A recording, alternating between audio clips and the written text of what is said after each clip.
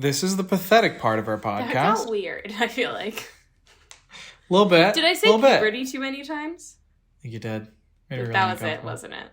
Yeah. And I wanted this to be our seduction episode.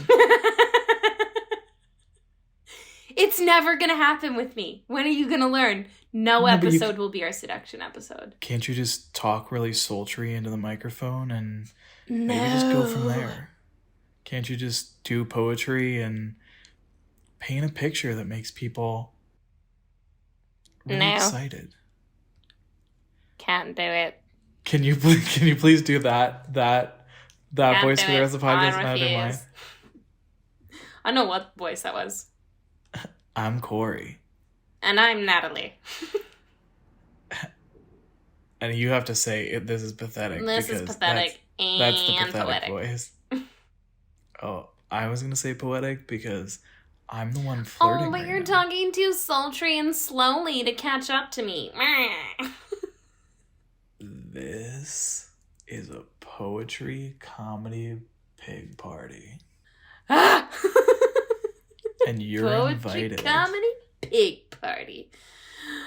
How are we pigs again? I thought we left that in the past. I don't want to be a desert pig anymore. Wait, were we pigs for Time Warp or for the Dark Side of Rejection Mountain? I think it was for Time Warp. Wait, let me check my notes. What a ridiculous question you just asked me. What an insane question. Were we pigs on the Dark Side of Rejection Mountain? Or was it something else? I think it was the Dark Side of Rejection Mountain. It was the Dark Side of Rejection Mountain. Because I think one of our other options for the title of that episode was Comedy Pigs in the Desert, Comedy Pigs in the Desert, Comedy Pig Party, and Reduced Noise. Reduced Noise. Every day is entitled Reduced Noise when you're around me. Anyway, hi. Hi! Do you love serial killers as much as I love serial killers? Was that a question to me or to the general populace? You. But also, now that I said I love serial killers, I want to retract that statement. Because, I don't love serial killers. Do you think one of them is going to come out of the woodwork and be like, "Hi, Natalie. She said she loved me. I heard you on the podcast." God, I hope not. I find it fascinating. I never, ever, ever want to be anywhere close to it. Agreed. It's like having a child. It's very fun to sort of see it from afar and be like, "Oh, that's really cute. Look at that kid smile." But then you think about what having a child would be like, and you're like, Did you just compare meeting a serial killer to having children? I didn't not do that. If I'm going to be honest. This is off to a great start. Hi, guys. Great start. Hi. Hey, y'all. I'm Cory. I'm Natalie. And this is Pathetic. And Poetic. It's both of those things. It's both. Depends on the day, the minute, the hour. You know. You've been here. You know what you're in for. This is episode 10. You've been here for 10 whole weeks. That's 10 fingers. That's 10 whole fingers. That's all the fingers you have in your hand, probably. How are you feeling? How are we doing? Ready I'm doing to rate good. some pins? I am. I've been in the mindset lately of trying to kick off my year and think about what I wanted to do with my year, and another thing involving the word year. And so the year. And I'm very excited to do Pathetic and Poetic for the rest of the year. That's we started recording after Halloween, but we started posting after Thanksgiving, and now it's New Year's, and then it's just a downhill tumble to the end of the year from when we started. So God. Yeah, and so now we made it to the other side of that, and the whole 360 some days is stretched out before us. And boy, howdy, am I excited about it. Sorry, I'm rambling. Well, you sound excited. I am. And that's the important part. I feel like that sounded sarcastic, but I really am. Yeah, you sounded like you're counting the minutes until the ultimate sleep at the end of the year. Oh, God. I'm excited to do exactly 52 episodes of this podcast. and then never speak again. No, this has been really fun, and as I was saying before, just like a really good other creative outlet that I've found in my life, just writing in general, but also having this little platform, and the support that we've had has been incroyable. So thanks to several. Go ahead. All you. No, sorry. I was going to say. I know I was going to piggyback. I was going to party piggyback off of what you said. Damn it. We're back to pigs. Several weeks ago, I like sort of had I had like a lower day. And I sort of had maybe an argument, a differencing of emotional states with a friend. Mm-hmm. And for me, it was because there's like little bits of serotonin that I get from little things that I do. And this is one of them. Mm-hmm. And I think whatever day it was, I like wrote some poem I wasn't confident in, or maybe it was like this, like, I think we had recorded and I wasn't confident in the poem. We did Circle and I wasn't confident in what I wrote there. I wasn't loving what I was doing at work. And then I also like my voice like kept cracking when I went to go sing on Tuesdays at the piano bar. And I was just like every single thing that like would have like boosted my like confidence and my ego, none of it worked. And all of that story to say that this, I don't know, doing this really does kind of elevate me and makes me excited. It maybe makes me think in a different way. It maybe makes me think about the fact that I think in the exact same way I've always thought. Just by the fact that every single poem I write starts with like some type of melancholy direct to camera sentence. Not direct to camera. Yeah. Oh my God. Every single one. But that's okay. Like that, there's somebody who told me today, somebody who like went to my college but they were younger than me. And I'd reached out to him specifically because I really liked his illustration work. And so we sort of became buddies, and they just like gassed me up. And I was like, that's the sweetest thing I've ever heard. Aww. Like that they were talking about that I have like a distinct style and a distinct voice and that they can see it. And like people keep saying that. And I was like, me? And I just like don't either I just assume that everything is fraudulent and everything's a lie. Or I don't know, but maybe the thing that makes me boring is just the thing that makes me. What? I'm thinking, okay, this is turning into some type Was that a quote from something? No, that was me. Oh, that was okay. me. Wasn't that boring? No, not at all. No, I'm kidding. I think it's universal. I think everybody, no matter how confident they are in their art and their artistry, I think everybody goes through periods of being like, what am I doing? Or is this really how I think? Or is my voice strong enough here? Yeah. Or do I actually have any right to be here? Or am I just, have I been faking it till I make it so long and I'm not making it, and so why do I keep faking it? Yeah. I've certainly had those moments all the time. I was going to say, like you, or the royal you, I'm not going to say you, like I'll say I. What? This was something I talked about with either my last therapist or a therapist ago, where they were like, you refer to statements like about yourself, but you say you, assuming like a universality of the statement. And they're like, you need to like stop worrying about everybody else and bring it back to yourself and only talk about yourself in your own terms. And I was like, that's fair. So that's what I'm going to do now. Love it. So I really had to burp. Love that. Give me your gas.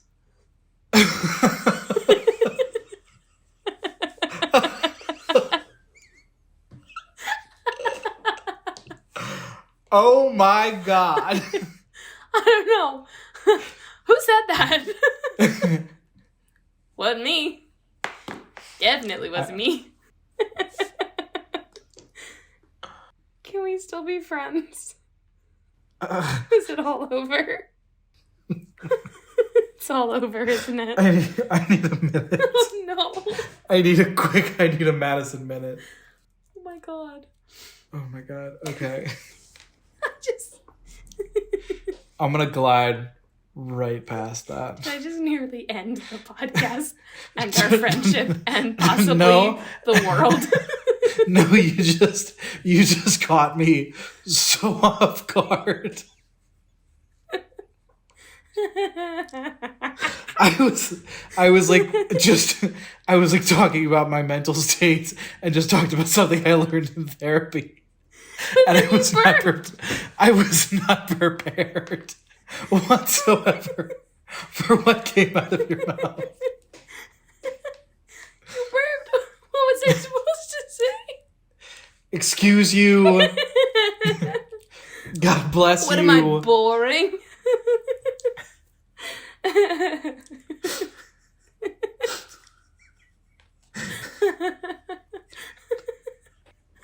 Stop laughing. I can't stop. Nope. I'm not letting you drag me into the murk. Into the bog of nonsense that sits at the base of the Dark Side Projection Mountain.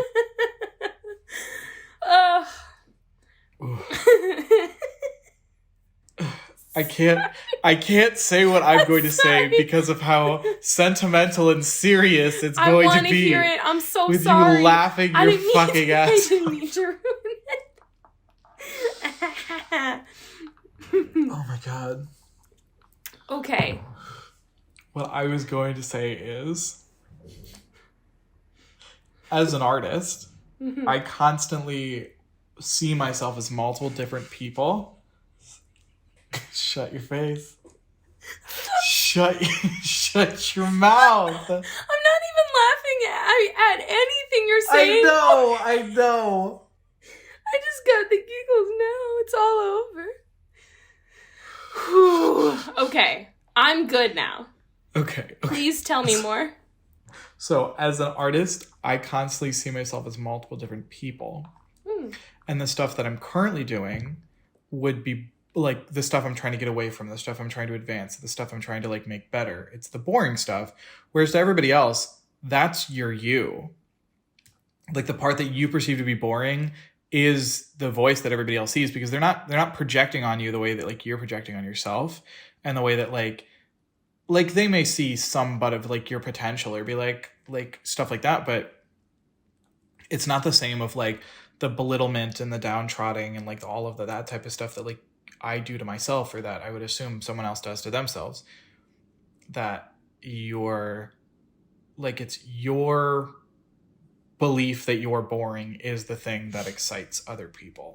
Yeah. Because that's your consistency, and that's like the thing that you bring to the table that nobody else does. That you're like, but what if I was like this person? What if I was like that person? What if I was like that person? You're like, well, no, but this is your you, and you think it's like boring, but yeah, that's so true. Now you say something.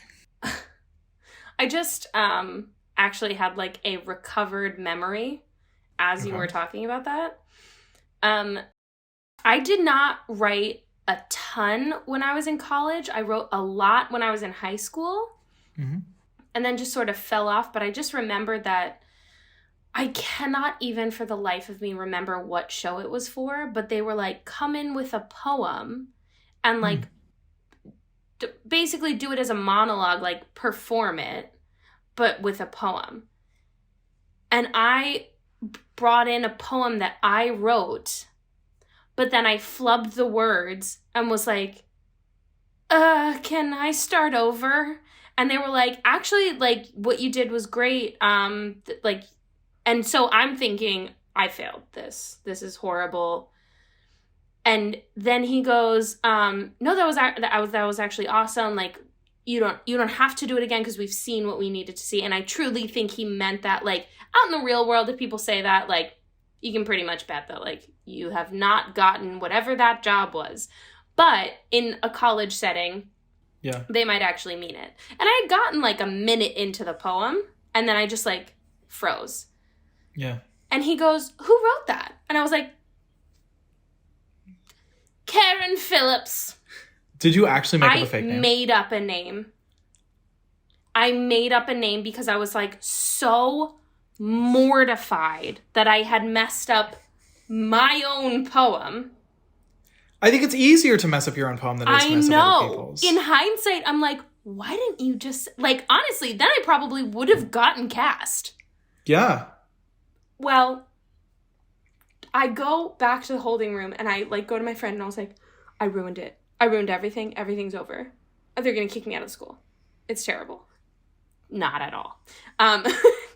So overdramatic. There's like 2,000 in your graduating class. They can't kick you out now. That was in the whole school. My program, there were like maybe 20 people. Oh my God. They were never going to do that. That was never a possibility. I was just being dramatic. I was like, my life is over. I look up the fake name that I gave. An American poet. And I was like, you've got to be fucking kidding me. I was waiting for them to, like, Google it and then catch me in the lie and be like, who actually wrote the poem, Natalie? And be like, it was me. But instead, I just gave credit for my work to another poet. So. Wow. Isn't that funny? And also just tragic. Very tragic. Yeah. And you didn't get the cast. No, I don't think I did. I can't even remember what that was for. We should write something. Sorry, yes. The one thing I wanted to say is the first thing you said about, like, how you see yourself as an artist is, like, different people. Mm-hmm. That's not what I said. Sorry. Like, projections of the future. Oh, okay. Like ambitious wantings of others. Okay.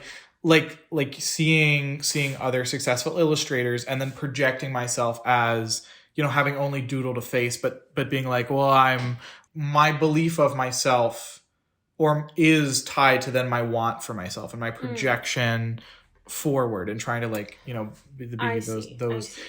But also there is some, like, mental otherness somewhere in my head of others. They're all in there. I was just gonna relate this back to Lady Gaga, as I like to do with most things. Okay. Is that she says, I'm sorry, I'm gonna cough. It's from all the laughing. Give me your gas. Now hearing it back to myself, I understand what I did to you.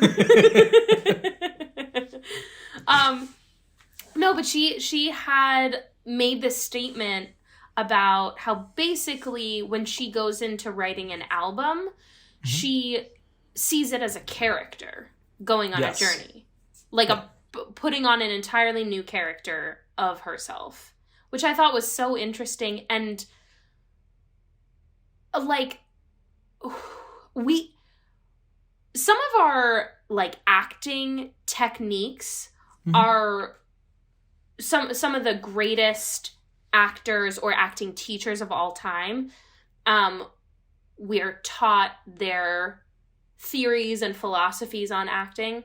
And one of them is that everything should be based on imagination. Yeah. And her putting it that way of, like, oh, it's all like a different character I have created, sort of contextualize that in a different way than I had ever heard it from, like, our acting technique books. Because it's like imagination feels like such a broad 100% concept. But when you would put it in the terms of, oh, before I start an album, I create a character for myself, or putting it in the context of poetry, it's like, whose perspective am I writing from? Whose perspective am I writing to? What do I want that character to learn? Like, that's helped me, I feel like, expand my horizons of who I can write as and who I can write to so much more. Well, like, last episode when I was going to read the poem about the basement party, and I told you I was trying to come up with a voice to read it in, you're like, why don't you read it in the voice of Cory? And for me, like, I could be 100 different people and in 100 different mindsets, but if you like tested the DNA of each of those people, it would be indecipherable from myself. But they are like, they are not different, and yet they are wildly different. Like, right. But I feel like, because I know you love to do a voice, which I love, but I also feel like you yourself can be that other voice. Like, I feel like you don't have to put on a voice for that to be like a different facet of you, you know? Yeah. But I think part of me is the menagerie. Like, I think part of my voice is the building penning all of those animals in. Mm-hmm. Like, that's part of it. Right. And like part of it is and part of it's not. And I mean, because there are times where I'll go in a voice and I could do that and that character and that mindset for hours. Mm-hmm. But I can tell that like people like it, because it does start as a bit and then I will kind of get swallowed into it. Mm-hmm. And I can tell that people kind of are, when it's no longer a joke, they don't know really what to do with it. And then I'll stop. Gotcha. But I could easily talk in a transatlantic accent for the rest of my life, and it would like utterly change the way that I would speak or whatever, and I would be like thinking and speaking in a completely new veil. Mm-hmm. But yeah, I don't know. Like, there is a part of me that is me without all of those other bits, but that part is like shaven down and like kind of sparse and scarce, I think. But I all I mean, because I think it's awesome, like your Bjork poem, I feel like that's so funny and so different. And so it's like, I love when you do use that as a tool, but I also feel like if you, like, you can still create that different facet of yourself and that entirely different character and still read it in your own voice and still have it be like, it's almost like a sliding scale. So if it's on a scale from you to I guess voice Bjork, is different than accent. Yeah. Yes. Like your voice or your voice. But if you write the poem in like your transatlantic voice character that you create, or like something like that, it could be on a sliding scale from you to transatlantic. And just because you don't read it in the voice doesn't mean it can't have that like sensibility somewhere in there. Yeah. You know what I mean? Yeah, I get you. Because then you have like an infinite number of options on the sliding scale. Yeah. And then you have multiple scales. So you have a scale from Cory to transatlantic. Then you have a scale from Cory to Bjork. So then you have all these scales, and you have an infinite number of choices on the scales. And then all of the permutations between Bjork and transatlantic. Right. So your options are infinite. Yes. Yeah. But rather than infinity, I think I would like to switch between 5 distinct personalities that don't change. I love that too. I love it all. I love it all. Give it to me. Give me all. I can't even say it anymore. Give me all gas. Whoops. We're gonna write a poem. Yeah, and we are gonna fulfill the motto of this podcast: pathetic and poetic. Yes, we've definitely gotten the former. Let's work on the latter. So today we are going to base our poems, or inspire them off of the poem Privacy by our patron saint, Ada Limón. Ooh, okay. Okay. She is our current poet laureate. She is insanely amazing. Like, words cannot come close. And this poem, Privacy, it's stunning. It is very like rooted in nature, which I love and really spoke to me and kind of recalled some really cool moments I've had in nature. So I felt very inspired by it.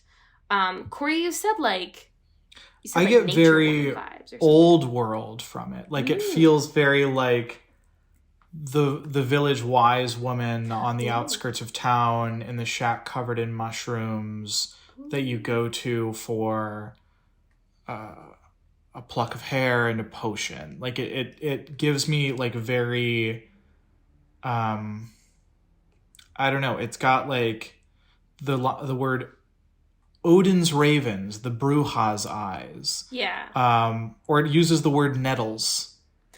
Like Ugh. like more stinging nettles and toxic blades shoved into the scarred parts of us. Like that is it has this very like, I don't want to say grimy because it's not grimy, but it's like it's witchy in the original sense of the word. Yes, yeah. Like I'm just thinking of like the show Penny Dreadful. Oh, cool. And there's a character in there called the Cut Wife of Palindrome Moore, where she's like originally like when women needed pre-birth care taken care of. She her term was cut wife, so that was the thing. But she's like had this entire, and she was played by Patti LuPone. No. Yes. Have you never seen Penny Dreadful? On Penny Dreadful? Yes. So Patti LuPone. Patty. Anyway, she had one of those houses that was like where all of like the floorboards are like separated by some space, and there's dust, and there's lavender and rose hips and St. John's wort and other things, and it's all apothecary, and it just that's the vibe that I got from the poem. Very cool. Sweet. This poem does start and end with the same line. Does it? I didn't. It does. No. On the black wet branches of the linden. I did notice that. I just forgot. Do we want to do that? Do we want to take a line? I was thinking. Oh no, just whatever first line we use, we also have to end with that line. Oh. Yeah. Ooh. Yeah. I'm gonna stop making noises now. I like that idea though. Yeah, let's do it. We're back. Ooh, boy. That was a long one. That was a lot harder than I thought it was gonna be. Agree. I had like what I thought was a solid idea of what direction I was heading, and then I started writing, and the path went off the side of a cliff into a pit of alligators, down into the Marianas Trench, and then back up to the side. That's a lot of landmarks that you hit there. I had the time. I had a time getting there with this. Yeah. We did it, and I feel like I'm happy with the final product, but like that was harder to get there than I thought it was going to be. It was a... Then I think you earned the first spot this week. Yeah. Yeah. Oh gosh. Did I? Okay. Oh boy, oh boy. Okay. Okay, cool. Don't even ask me. I don't have a title. Okay. A whole broken summer rolled out before us. And for just a moment, there was nothing to fear. Not what lay in the tall grass, not what kind of lightning rods we'd make, and not what came after the snuffing out of the sun.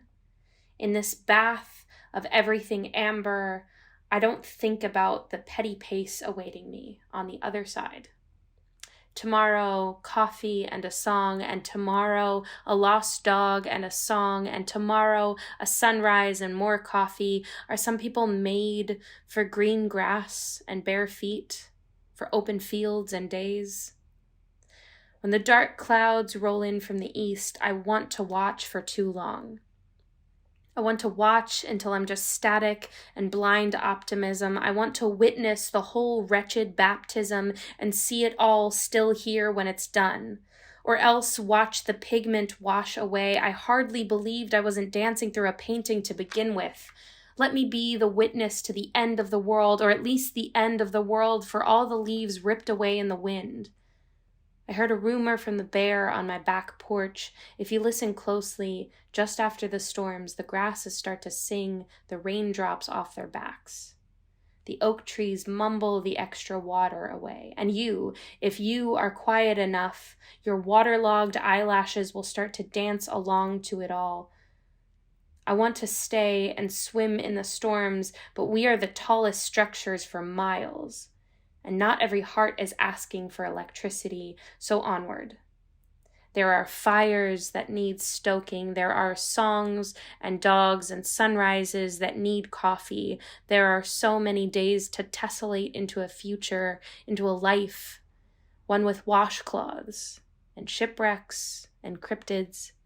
And for now, there is light and grass and space and a whole broken summer laid out before us.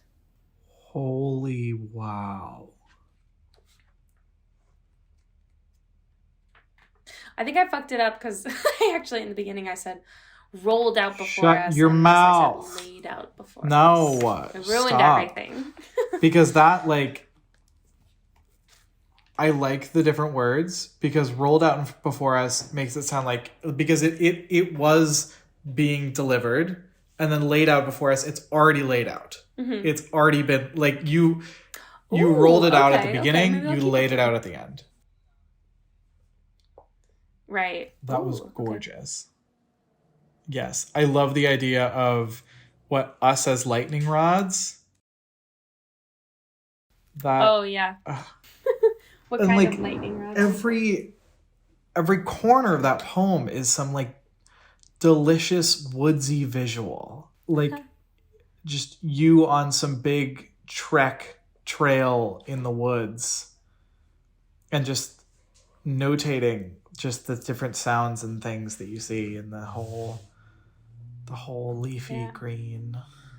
It was when I was reading Privacy, I just had this memory of, and I really have not thought about it in a while, but it was shocker to everyone, I was in Colorado, because I never talk about being in Colorado. I was in Colorado the summer of 2020. And, like, all of our worlds had pretty much completely fallen apart. And we were all just, like, so lost. And then we came to this artist colony that they had. And, so this was, I think, the first night that most people arrived. And they had, like, we had a little cooler with drinks. And we were like, where should we go? I just kind of want to, like, drive into the park. Because it was after the timed entry. So we could just go into the park whenever we wanted. So the sun hadn't set yet. We did this, like, early pull off when we got into the park, and it was just this wide open field of, like, tall grass as far as you could see, and then it was, like, massive mountain in front of us, and then, like, kind of a dip to the side. And we were literally watching this storm roll in, and it was, like, mind-boggling. And we were just, like, running in the field and playing with a tennis ball, and it was, like, but I just, like, this field was, like, out of a painting. Like, I still think about it, and I'm like, that was, like, magic? Yeah. And it was just, like, oh, we're just drinking some beers and playing with the tennis ball. What? It defied all logic. And I, like, had not thought about that in so long until I read Privacy, and it just sort of brought that imagery back to the forefront of my mind. And that is not the poem I thought I was going to write, but yeah. Wow. Yeah. I do feel like it captured the vibe of that very magical little nook of Rocky Mountain National Park that I was so lucky to just chill in that evening. And that's the thing too, I feel like most of the times I went into the park, it was to do a big hike or, like, accomplish something. And for that, it was like, we're just like playing. Like almost an accident. And in the middle of something so insane, like, it was the beginning of the pandemic, pre-vaccines, nobody knew what was happening. We're all, like, just so traumatized. And that was just, like, this, like, illogically peaceful moment in the midst of all that. Yeah. I don't know why it brought me back. I love it. But yeah. Yay. Thanks. Let me hear yours. Let me hear your poem. I didn't go on that. I did go on a sort of a naturey route, but it's not that. Although it does feel like me. Because of course is storytelling in the most specific of senses. I like to believe, though, that like the way that you view nature in your poem, that you are the subject of my poem, but not the narrator. Like that you are secretly the subject. I'll explain it later on. Okay. Ooh, I don't know if you'll agree, but well, I don't. God. Okay. The townsfolk all told tale of the witch beyond the way. She said to live in the hollowed scar of an elder tree just out of bounds of the village, a good league further than Roger or Joanna had ever traveled, and they're almost teens' age by now. But the edge of town grew the sweetest apples. The soil wasn't rank with waste, so the flesh bloomed pink and dotted the town line like roses. And even further grew blackberries as big as a fist, and beyond that, pumpkins. Yes, real, true, wild pumpkins, huddled like owls in a tree, as orange as, well, oranges. But the village kids, greedy enough to wander past the last house and through the bright grove and traverse the brambles and hop through the patch, were never seen again. Nested in vegetation is the broken elder tree. You'd almost miss it was a house if not for the chill on the wind, the scent of rotten magic hanging low and heavy like an odorous fog. Rumors and stories swirled of the witch beyond the way. A ragged woman with skin playfully draped over a skeletal frame. She hobbles through the woods, collecting nettles and nuts for potions and the like. They say you can see your own death predicted back behind her alabaster eyes. She'll make a soup out of your entrails and rat tails and collect your innards for all manner of unholy writ, to sacrifice your spare soul to seduce the devil for youth. Knobbed knuckles reaching to grab you before you've had a moment to contemplate running.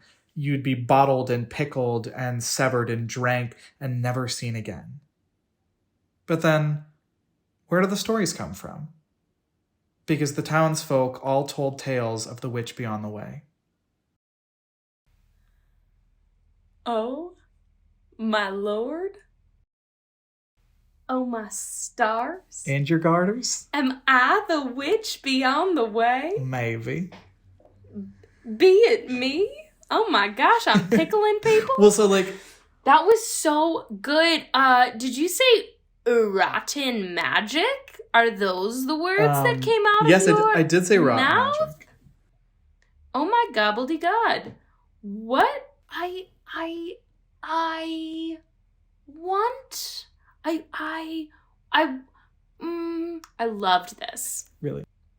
I want this. I almost want it to be a children's book, but I don't want it to be a children's book. An adult's children's book. I could...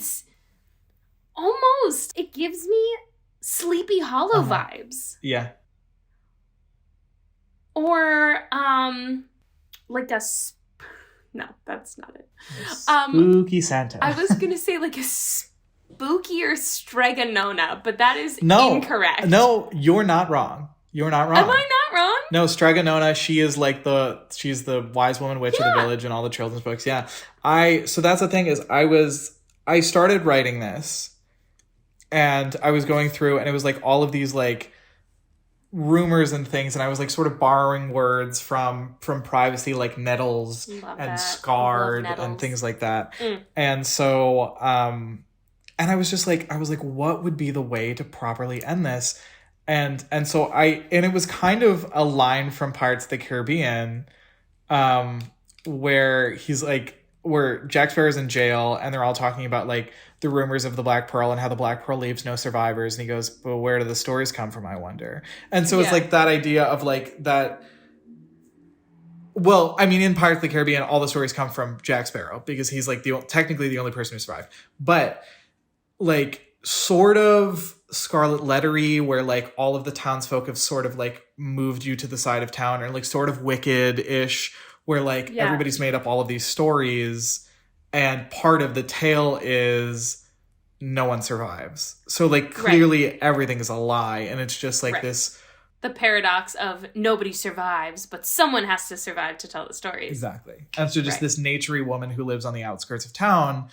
Why do the children never return? I have no idea. But like I think it'd be kind of funny that like your poem and my poem are just different perspectives of the same person. See, like yours is the perspective of that person from their own mind, and they're just like in the woods and they're like loving everything and they're just picking shit and they're running around and everybody's like, who's that weird bitch in the woods? Who's the naked wild woman who's running around collecting nettles? Who's that crazy witch who just stole the basil out of our garden? Like, I want you to... Are you gonna tell me illustrate this? You're gonna tell me to write Where the Sidewalk Ends, a Shel Silverstein book. Yeah. But I do feel like you have a very mature and adult sensibility to you, so I don't want it to come across as that. But that one in particular, like, it does give me like Sleepy Hollow vibes where it's sort of this, it's like a folk tale almost that I feel like I want to hold in my hand. Yeah. I mean, obviously the ending of the story would be that like the main character obviously would be one of the greedy children that would like venture to the forest and go through the apples and go through the blackberry brambles and go through the pumpkin patch and then meet the old woman and like realize she's not that scary and learn a lesson about not judging people based off of rumor or like whatever. Yeah. That would be the way you could do it. And then maybe she'd still eat him in the end. Maybe she would just be like a hot old woman with alabaster eyes. Sexy old biddy. Just sexy as all, and she just loves nature, but then still eats children. And so it's like, oh, I shouldn't have judged you. No, maybe I should have. Maybe I shouldn't judge anyone, and I should just not be eaten. Is the moral. Not get eaten. Trust no one. Stay alive. I have to say, it's almost harder writing something for children than it is writing something not for children. Like, it's harder to tone something down than I think it is to tone something up. Mm-hmm. Because I've tried writing things. I've definitely talked with you about, like, ideas that I've had for children's books for, like, the holidays. Mm-hmm. And... I keep like spinning out on like, oh God, what would a child understand? And like, does this make sense? And what are the political implications of the things that I'm saying? Oh my God.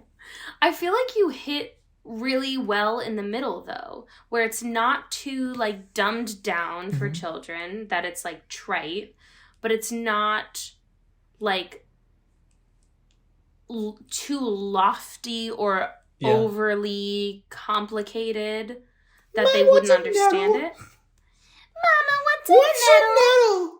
I think whether it fits well as like a spooky, like older children's book, or it is like a full-fledged adult thing that's more like The Legend of Sleepy Hollow or something like that. This works. It's just whatever you want to do with it. I think it works. I just realized that an adult children's book is just a graphic novel. Oh my God. And it's called The Witch of the Way? The Witch Beyond the Way. The Witch Beyond the Way. But it is like you could have a whole series. As I was writing it though, The Witch Beyond the Way is very similar to The Witch of the Waste. And The Witch of the Waste is a character in one of the Studio Ghibli films. Sounds super different to me. Okay, well, whatever. I mean, it is entirely different. It's just the similar name. Anyway. Oh. Anyway, I had like, one of the first lines that I wrote was, she'll cook you into a soup of entrails and rat tails, and I wrote it at the top of the page. Because I was like, let's rhyme it all and then sing it all. Rhymey. But, wow. Fantastic. Yes. That was great. Thank you. I love it. Thanks. Yay. It's late it's late in the nighttime. Late. What a perfect dead of the night in our worst clothes. Dead of the mind. True to form. I was just thinking today because I went to the gym today.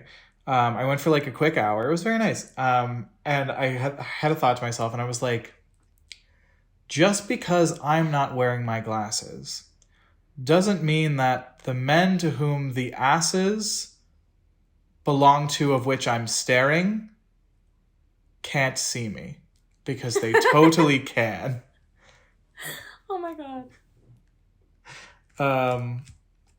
Yes. And there were some... I feel like even if you are wearing your glasses, they can see your... No, they They're can not still see me. sunglasses. I just don't think that they can see me when I'm not wearing my glasses, because I can only see about 3 feet in front of my face. Sure. So I'm like intently staring to try and like build this full vision of an ass in my mind with my eyes, and they can... So you're like literally leering at these men? Yes, I am, no. because I can't see them, but I know based off of their silhouette that they got a plump rump. So, and if that ain't the best way to end a podcast, I don't know what is. You know what's a better way to end a podcast? What? Always remember. Well, I wanted to say before you do that. It was a perfect segue. I know. Don't worry. You can edit it back together to be that. Before we go, I just want to say thank you to everyone who's listened to this point. We made it to 10 whole weeks. I know. Woo! That's so exciting. We're so excited. Thank you for listening. Thank you for following us on the Instagram. At Poetic Pod. Poetic Pod. Follow that shiznit. Listen to the rest of the episodes again if you haven't. Absolutely. Download them. Ooh, yeah. Things. Also, thank you to Ada Limón and your work. Of course. We are inspired by you, indebted to you, and we pray to you every night before we go to bed. Yep. I made it weird, didn't I? Nope. No, it was nice. Good. Okay. It was nice. We love Ada Limón. Nice and very sincere. But yeah, what were you saying about a good way to end the podcast? Oh, I don't remember. But whatever it is, you should always remember it. And please, for the love of God, don't forget it. What happens if you do? Then, Pathetic and Poetic ceases to exist, except in our hearts. And goodbye!